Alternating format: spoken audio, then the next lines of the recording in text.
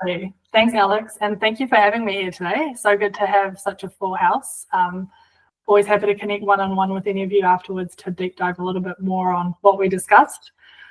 So yeah, my name is Sydney Straver. I've got a background in ESG reporting and strategy consulting. Have been doing that for over half a decade, mostly in Europe. So spent 5 years doing that over there.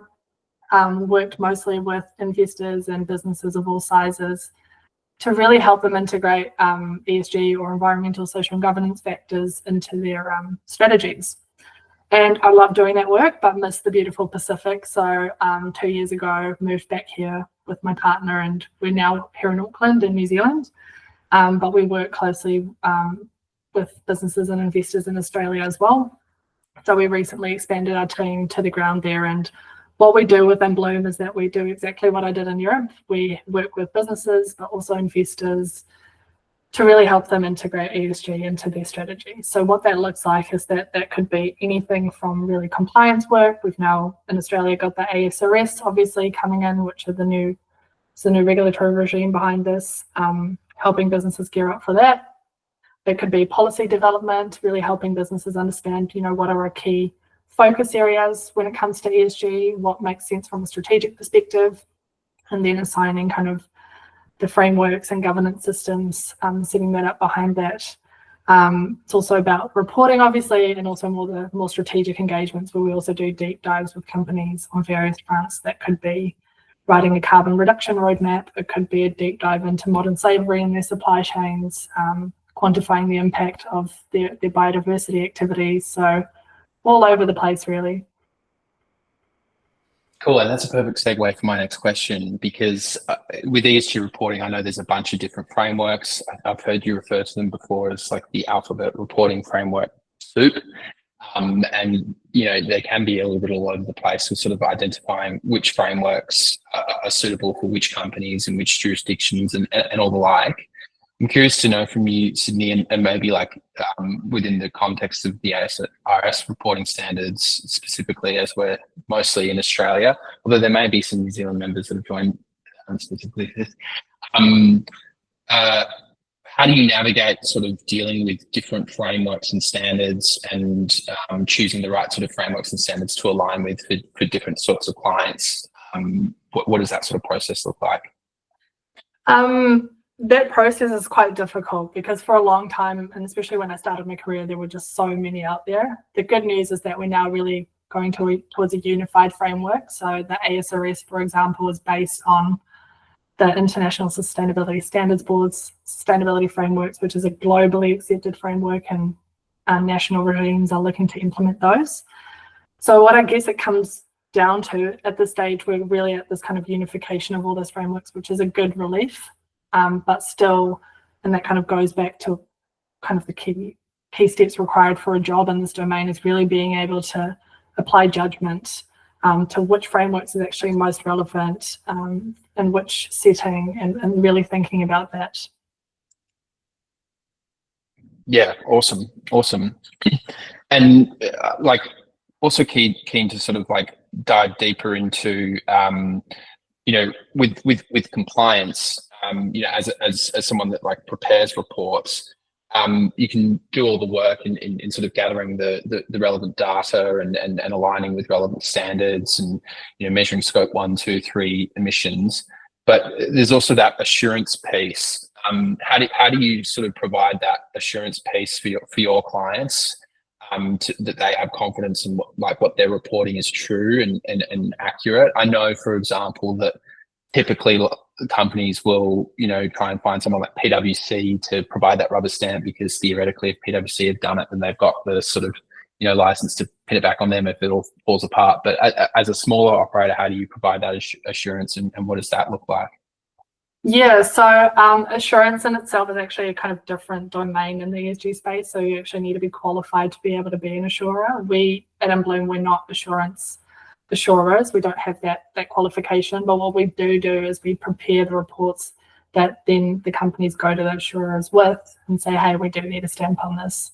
The good news in the ESG space is that at this stage it's all around limited assurance, which means they just look at the methodology applied, And if that aligns with the standards and the regulatory regimes, which we do that, and we work closely with the companies to ensure that we do that.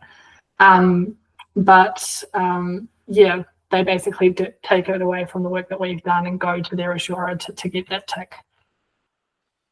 Okay, cool. And do you, as a reporter, do you need to sort of be across the processes that assurers sort of follow? Do you have close relationships with assurers, and what does that look like? Absolutely. So there's actually a standard on this, and it's not coming to head at the moment, but there is a global standard on what good ESG information reporting looks like. So there's definitely some standards out there, and we work closely with, again, the assurers to kind of assure that what we do aligns with that and what they'll be looking at as well. So it's always really important to, as a consultant, to talk with other stakeholders in the game and ensure you've got close ties to really ensure that what you're doing actually makes sense. Alex, I think you're on mute. I'm glad no one heard me say I'm assuring instead of I'm assuming then. I'm assuming that, like, you know, keeping up to date and being across all these standards sort of takes up like quite a bit of your time, and requires you to develop a lot of relationships with other people in the ecosystem. Like, how do you sort of manage keeping up to date with the latest trends and like insights and reports? Because there's just so many coming at you from so many different angles. How do you manage that process to, I guess, keep your skills sharp? Absolutely. Well, it's a key to thrive in this sector, especially as a small firm. We're a team of 3, so it's core to our license to operate to be on top of everything that's going on. What really helps us is that we apply this 4+1 model, and if you go into ESG reporting, I highly recommend you to do the same. We do 4 days of client work and 1 day of upskilling, and during that 1 day, we watch webinars, we read up, we do training, we do courses just to keep up with what's going on, because that pace of change, like you mentioned, Alex, is just so fast. And ESG is really a thriving market, and it's becoming increasingly competitive because people want to get into the space. It's new, it's thriving. So it's also important to be able to distinguish yourself in that by upskilling where you can. Yeah, okay, cool. And you mentioned like ESG reporting is a thriving industry. And I think I'm definitely in agreement with you, but we've had other people, and I'm going to call this a show because why not, on the show say that ESG is dead. Yep. And, you know, throw those sort of statements around, and that we need to lean more into language around resilience, sustainability, you know, long-term value creation. What are your sort of takes on, I guess, what's happening over in the US and how that may have impacted ESG reporting? You know, funds like BlackRock pulling out of their ESG reporting requirements and net zero standards. Like, how do you sort of process what's happening there and what that means for like ESG reporting as a career? Absolutely. So definitely a lot going on, a lot of political buzz. What we've been seeing, and also the discussions we've been having with our clients, that if you really look at what doing good business means, it's understanding impacts, risks, and opportunities, and sustainability, or ESG, or whatever you call it, ties into that. Because the reality is, and I don't think we have to explain that to this audience, but climate change is real, biodiversity loss is the next wave. We live, you know, Australia and New Zealand, we're very fortunate to have a big Indigenous community. We need to embed their logic in the way we do business. Those are just things that are part of your license to operate and grow, and no political buzz is going to interfere with that, or short-term policy shifts is not going to change what good business means. So that's really kind of what we've been seeing with our clients as well, is just kind of going back to the drawing board. What are our impacts, risks, and opportunities, and linking it to the broader ESG kind of reporting thing. And that's also where I think reporting becomes more strategic in the ESG space as well. So what you're telling me is it just sort of highlights to us who all the cowards are out there. No, I'm joking. I won't go that far. Cool. Well, that's really sort of promising to hear, because it's definitely something that, you know, I've been grappling with as big organizations sort of pull out of their commitments. Diving deeper into sort of like the actual process of ESG reporting and, you know, what's required from a skill set perspective, how would you sort of categorize the different, I guess, you know, hard and soft skills that are needed to thrive as like an ESG reporting practitioner? Yeah, I think for each I could make a very long list, but I can kind of try to keep it short, as consultants like to do. That's a skill in itself. So on the soft skills side, I alluded to it earlier, but applying judgment is very important. So we already spoke about how broad ESG is. Also, when you get working on ESG reporting, the amount of data you're going to have is going to be insane. You need to be able to kind of understand the data, translate the so what behind the data, and really apply your judgment there to kind of advise the company internally on what they should be doing. Because when you roll into an ESG reporting or an analyst or a head of sustainability role, that's what you're going to be responsible for. You're going to be responsible for gearing or kind of navigating the company towards what they should be doing on this front. So applying judgment is a key soft skill. The other thing is being able to apply all those standards and frameworks we spoke about. So knowing them is one thing, but actually being able to apply them is another. So what I always recommend there is just to go out and see what reports are out there and give it a read. And if you have some questions around that, feel free to message me after this session. I can send through heaps of work that we've been doing. The other thing is kind of data management and analysis. And again, we spoke about that. There's so much data on this. Being able to do good, data analysis and collection on this front is really key. You're going to have so many stakeholders. You're going to be looking at your energy bills. You're going to be speaking to your HR person, your logistics team. It's going to be all over the place. So being able to get that in one kind of location is also key. And then finally, I think it's also being kind of a critical thinker / problem solver, right? Because again, at the end of the day, you're trying to solve complex sustainability issues and translate those to your organization. And whether that's in a report as an ESG reporter or more as a strategic discussion edge, you really need to be able to apply your own kind of logic to it. Yeah, awesome. No, thanks for sharing all those sort of skills that would be required. And I think you've also prepared like a slide that can go out to people that sort of details that a little bit. Afterwards. Yeah. I'm also just like, because I've talked to a lot of people that have like maybe found new ESG reporting roles, or even like directors of companies who are sort of, now hit with what they would sometimes perceive as the burden of reporting standards when it comes to climate reporting, and they have to sort of sift through and gather all this data, and they see it as like burdensome rather than as being like able to unlock strategic advantage. Like, how do you think someone that does ESG reporting is required to help bring an organization along on the journey around how this does unlock strategic value for the company? And what are the sort of key like tactics or techniques you can implement to help them realize that sort of future value and become a more resilient, sustainable organization? Such a good question. And I think that's actually, it's a personal opinion, but I think that's where a lot of that political buzz has come from, right? So what we've seen previously is that there was one person, one FTE was responsible for sustainability reporting in the organization, and it was just really a compliance exercise, reporting, and that's it. And that's, if companies choose to do that, it's going to be a cost driver, and it's not going to be anything other than that. So when translating it to a strategic thing, it's about building that capabilities beyond just that ESG reporter. It's making sure everyone's on board and everyone that has ties to that ESG story, which is effectively everyone in the organization, but really kind of assigning the roles and responsibilities to drive change internally. And with that comes building capability. So assigning roles and responsibilities, and then accordingly kind of building the capability for them to maximize kind of progress on those ESG goals within their departments. So for example, the ESG reporter could kind of have a discussion with the HR person and say, hey, we're looking at employee health and safety for ESG.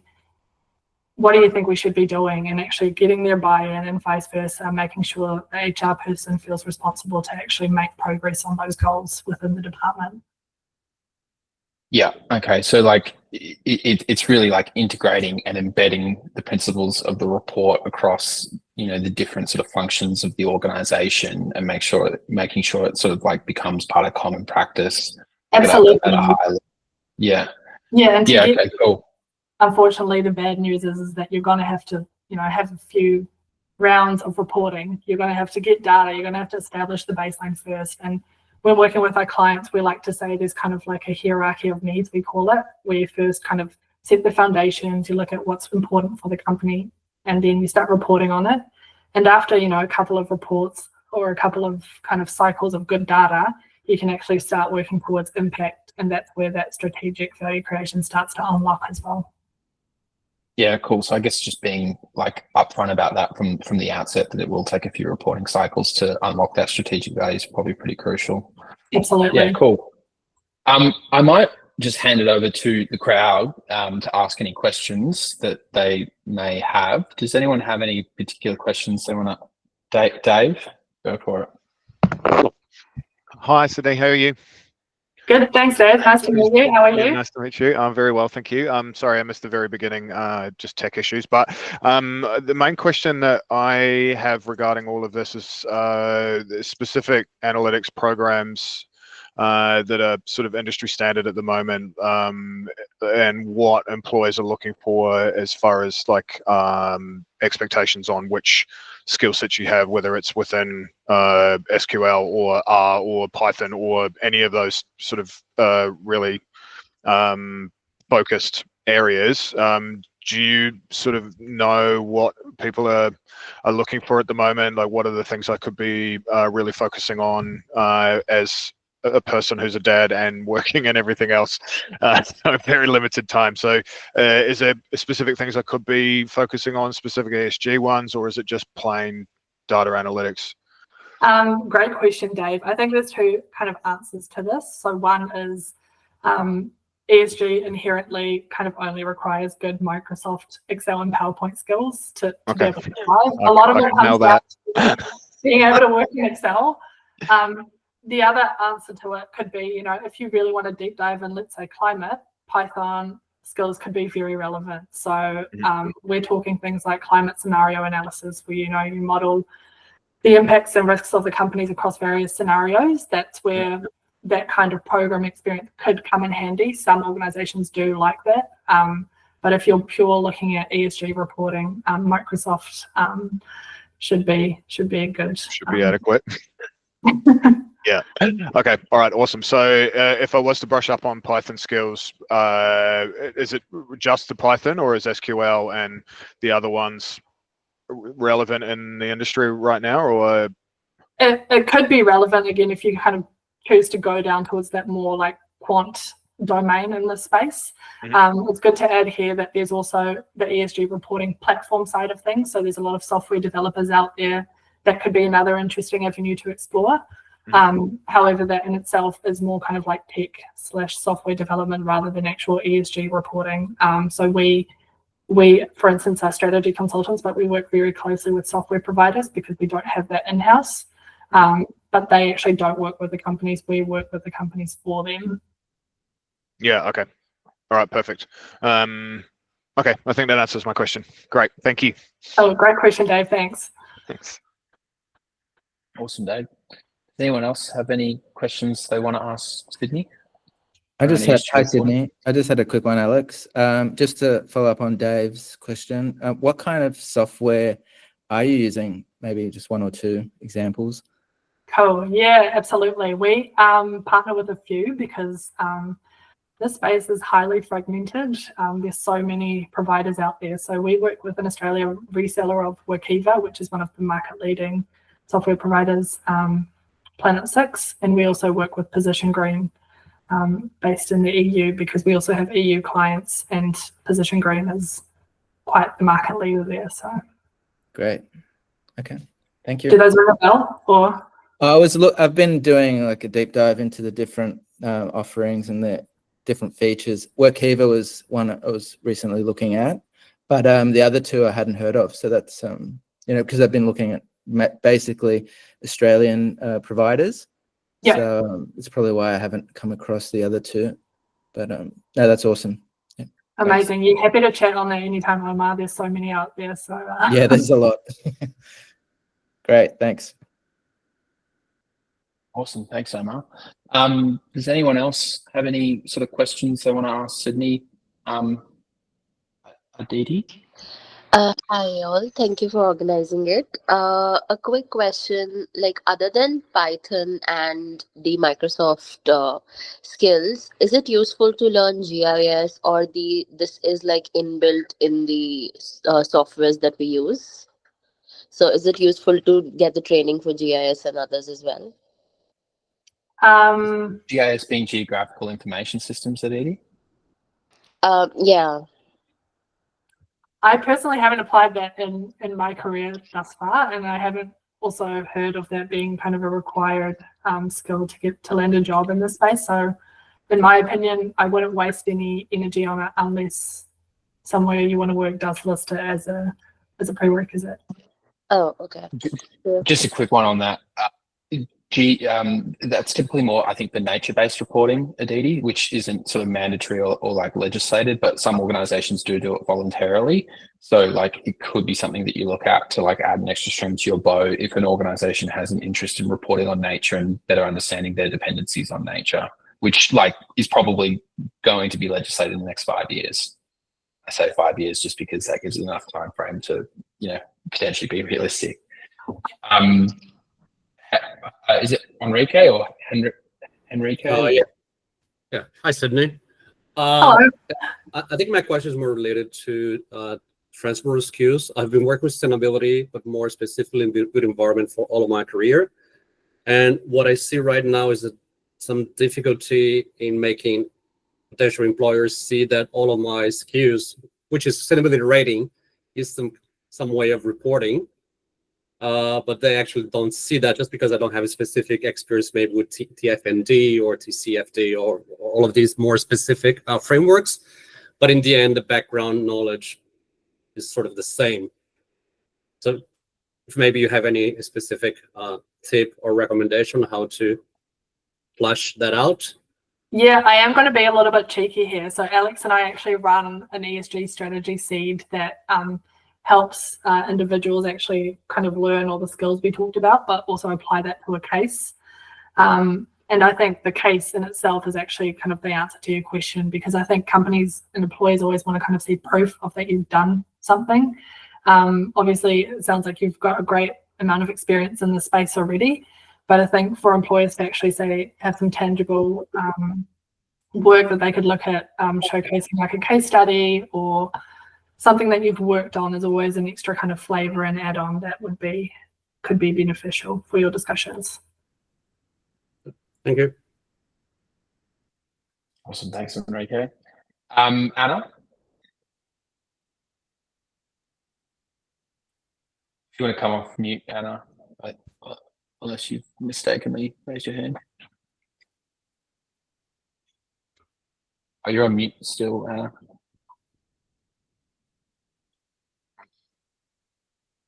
You might just need to hit a button on your phone.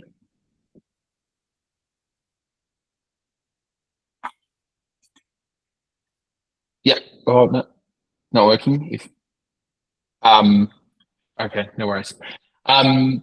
Cool. Does anyone else have any questions before we sort of wrap up the session? No. All right. Well, thanks everyone for joining. As Sydney mentioned, we do run an ESG strategy seed in both cohort or self-paced. It's pretty accessible. So feel free to check that out if you want to upskill in that area at all. Otherwise, thank you so much for joining along. It's great to see you all and great to have these sort of conversations. And Sydney did put together a slide that sort of details some of the hard and soft skills in ESG reporting, which I'm able to sort of share in a follow-up email. So thank you all for coming along, and we'll see you at the next session. We're taking a week off next week because it's Climate Action Week, and you should be going to Climate Action Week if you're not already. So yeah, we'll see you all in 2 weeks. Thanks, Alex. Thank you so much, Sydney. Thanks, guys. Thank you. Thanks.